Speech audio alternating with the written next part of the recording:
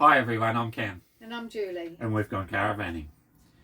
In today's episode, what we wanted to do is bring you the cost and the kilometres and the figures from crossing the Nullarbor. So we left Esperance on Monday and we've now arrived in Ceduna. We've kept track of all the figures and all those kinds of things and how we went about it. So we just thought we'd run through those with you. So, as I said, on Monday morning we left Esperance and we drove up to Norseman, which was 215 kilometres. And when we got there, we refueled. The fuel was $2.30.9. So we put 35.15 litres in there at a cost of $81.16. And that was a fuel usage of 16.35 litres per 100 Ks. So that's pretty standard for us when we're towing full time. So we thought that was pretty good. The wind was blowing from the west, so that was coming onto the side of the van. We thought that was pretty good. From Norseman, then we moved on to Balladonia. So the wind had swung around now to the southwest.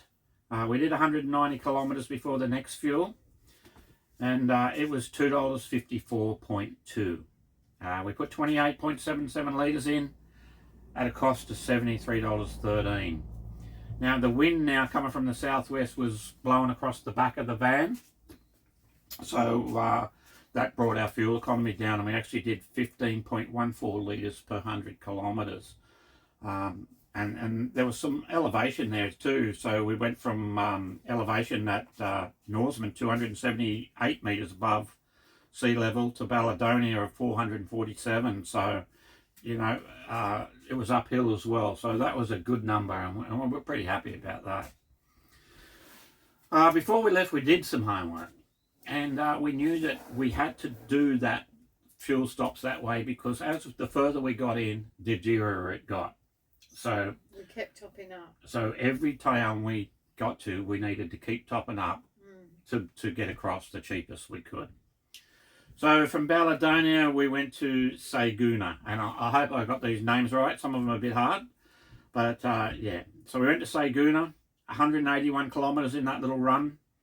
The fuel now was $2.75 per litre. So it's going up. Yeah. The wind had moved around to the southeast, unfortunately for us. So now we were pushing into a wind, and I was pushing along a bit that day with the car as well. We were looking to really put some kilometres down. So 181 kilometres, $2.75 price. We used 36.34 litres, $99.94, which meant we'd use 20.08 litres per 100 kilometres. Now that was our worst fuel usage in this whole trip so far, by 1.5 litres per 100 kilometres. So that was pretty bad. The next town was Cocklebiddy. We'd already filled up. That wasn't very far past Ceduna, so we didn't need to fill up there. But it was $2.72. We could have saved a little bit, 3 cents a litre, if we'd have moved on to there. But we pushed on, didn't we? Yeah, and not having that phone reception, we didn't have those last minute fuel prices, so that was a bit hard for us.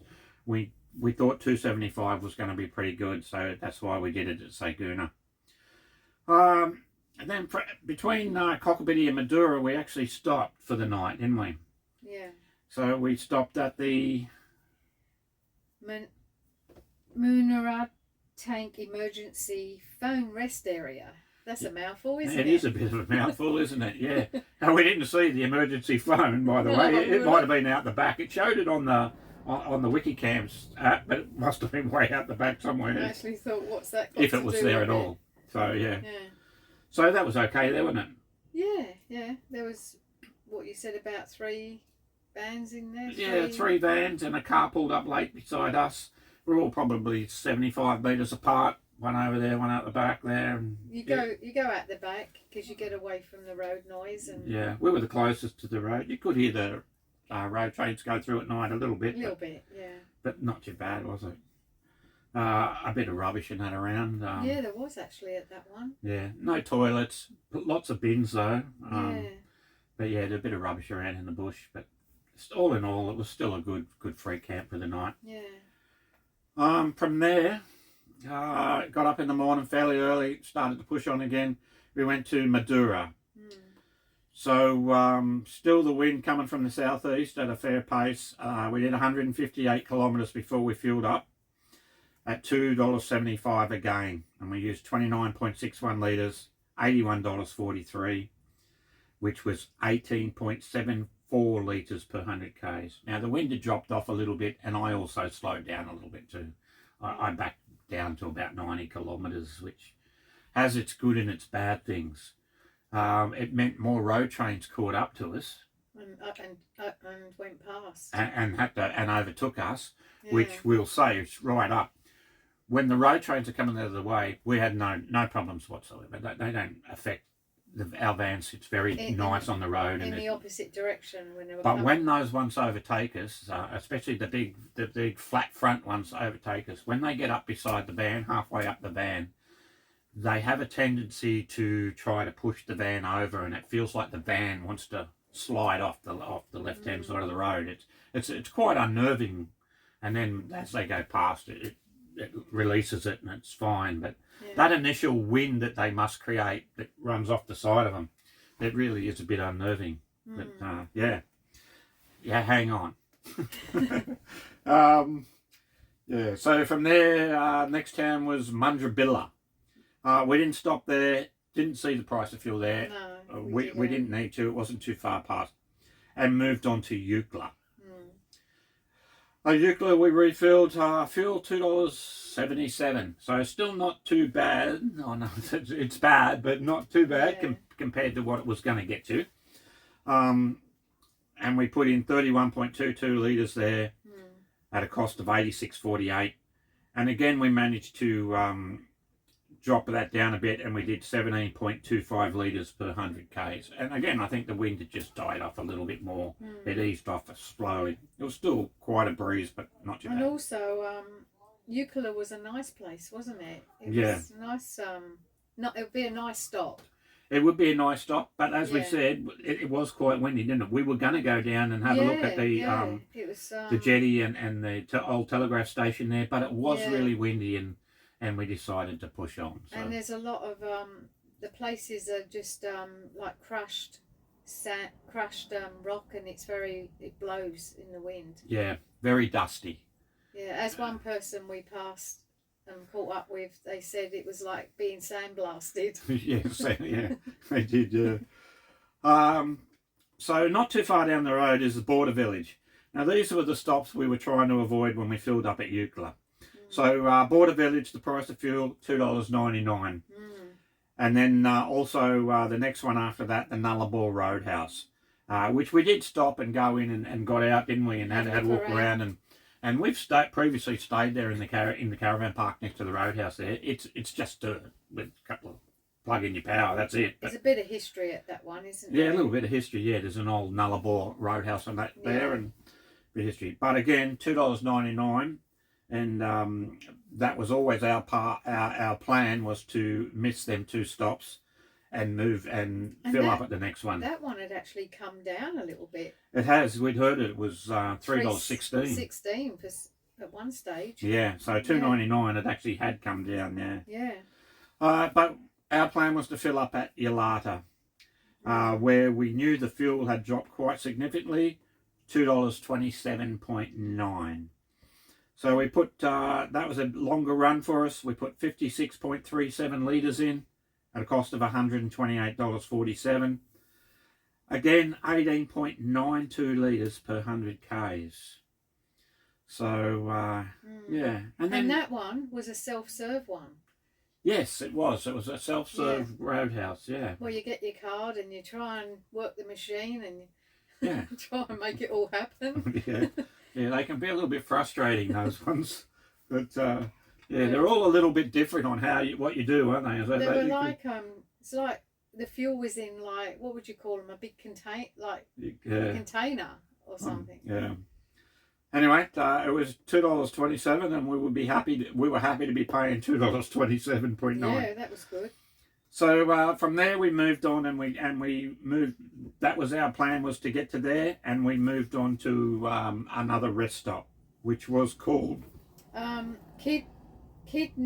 Kidnippy rest stop. Yeah, and that was a really good rest stop, wasn't it? Yeah, it was. No toilets, but and there was probably seven, 8 vans in there. Yeah, there was a few in there. There was another essential in there. Yeah, being towed by an Isuzu as well. Yeah. Yeah, and there was a van up there, just up from us, with an Isuzu as well. You could go out the back and up near the fence and had a great outlook of the sunset. Yeah, the sun. We got a sunset in and everything, wasn't it? And, it and was we're about nice. The vans were probably 50 metres apart there. Yeah. Everyone, and there was a couple of them had fires and that. That was a good little rest stop. Yeah, that was nice. Yeah. So our plan from Yalata was to then go all the way into Ceduna. So the next couple of towns, Nundrew was $2.25.9 a litre. We certainly could have got to there and done that one probably. And then Penong at $2.25.9. So yeah, but our plan was to get to Ceduna, where we knew it was going to be about the $2.15 mark, which we finished on. When we got to Ceduna, we paid $2.14.9. We put 44.65 litres in at a cost of $95.95.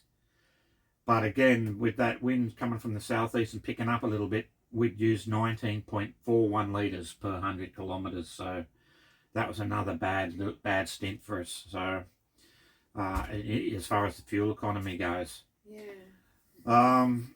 So to bring all that into final figures of the whole thing. So in Google Maps, if you Googled from Esperance to Ceduna, it would say that it was 1,405 kilometres. In real terms, when you're going in to look at some of the ocean views, cliff top lookouts and stuff like that, which are mainly on the South Australian side after you leave Eucla and Border Village, isn't it? When you cross through Border Village. After Border Village, Yeah, and we called into about 6 of those, didn't we? Yeah, yeah. So and just little off track things and that. Amazing lookouts. So the difference there was we'd done 1,453, 48 kilometres more than Google Maps said. We used 262.11 litres of fuel, with a final cost from Esperance to Ceduna of $646.55, and an average fuel economy of 17.98 litres per 100 kilometres. So yeah, we did. It's obviously this is different for everybody. We can't say what that was ours. We headed into the wind for majority of the journey. We're towing with an Isuzu MU-X 2020. Our van is about 2.8 tonnes. The water tanks were full when we left. We did shopping before we left. We even went down and brought fresh bread and everything the morning we left. And we also were carrying 30 litres of drinking water as well. So we bought some nice pastries like pasties and pies from the bakery in Esperance. And because originally we were going to do this in 3 nights, spend 3 nights on the Nullarbor. You can just heat them up. But we in the end we pushed on and only did 2 nights, didn't we? On the Nullarbor and come into Ceduna early. From North, just those figures, if you were just counting the Nullarbor bit, it's from Norseman into Ceduna. Google Maps says it's 1,202 kilometres. We did it 12:38. We used 226.96 litres of fuel, $565.39, at an average of 18.26 litres per 100 kilometres. So, yeah, I hope that's helpful. And to talk about phone reception. Yeah, phone reception. I'll let you explain what happened with phone reception. We had phone reception up until Baladonia, which was after Norseman. And I'm with a Mason, which is the Optus network, and Ken's with Aldi Telstra.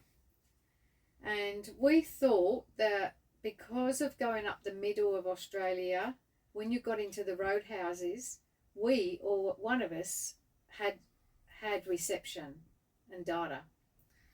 For some reason, crossing the Nullarbor, you pull into these roadhouses thinking that you're going to get a little bit of signal and nothing. Yeah, we had nothing. Now, if you were with Telstra, you might. Yeah, I'm pretty sure that would probably mainly work. Telstra. Telstra Direct. Whereas other places, they're actually favouring Optus a bit, aren't they? Yeah.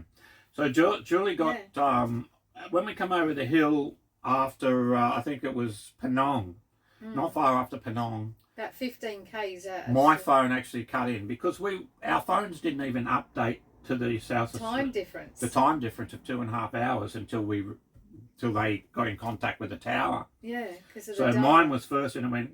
That was just after Penang, wasn't it? But Julie's with the Optus. A Mason. 15 k's out of Ceduna. So no telephone reception from Balladonia all the way to Ceduna. So we thought we'd do better than that. Luckily for us, we have Starlink, and both times we breastfed, and even at Eucla, we stopped and had breakfast at Eucla, and we got the Starlink out and put it on, and it takes about 15 minutes for it to get them onto the satellites and get going. Yeah. But at least then we check out a few things, and while we were there, we just caught up on everything. Caught up on things there. Otherwise, any messages? There'd be no contact for 3 days, wouldn't there? But there'd be no data or texting. It was all Wi-Fi messaging. Yeah. Yeah. So I think we'll leave it at that. So that's a wrap up. It's going to be different for everyone. What your caravan is. Just another thing, like about the scenery. Like once we got to, after we left Border Village and we're in the South Australia part, the scenery changes, doesn't it? Well, it changes all the way along, really. Yeah. But the road was a little bit more like a roller coaster, wasn't it? At stages, like you felt like and you could see it in the distance. Yeah. So you go through different stages. There's like the treeless plain and places like that. Earlier on you go through where the ranges are on, the mountains are on the side of you for ages. And you have different stages, lots of different. I guess the most boring part was probably from Norseman to Eucla. Yeah. Where it was very much the same. Yeah. Wasn't it? All right, we're going to leave it at that. Yeah. Thanks everybody for watching. We'll see you in the next episode. Hope you got something out of that. Yeah, hope you did. Cheerio. Okay, bye.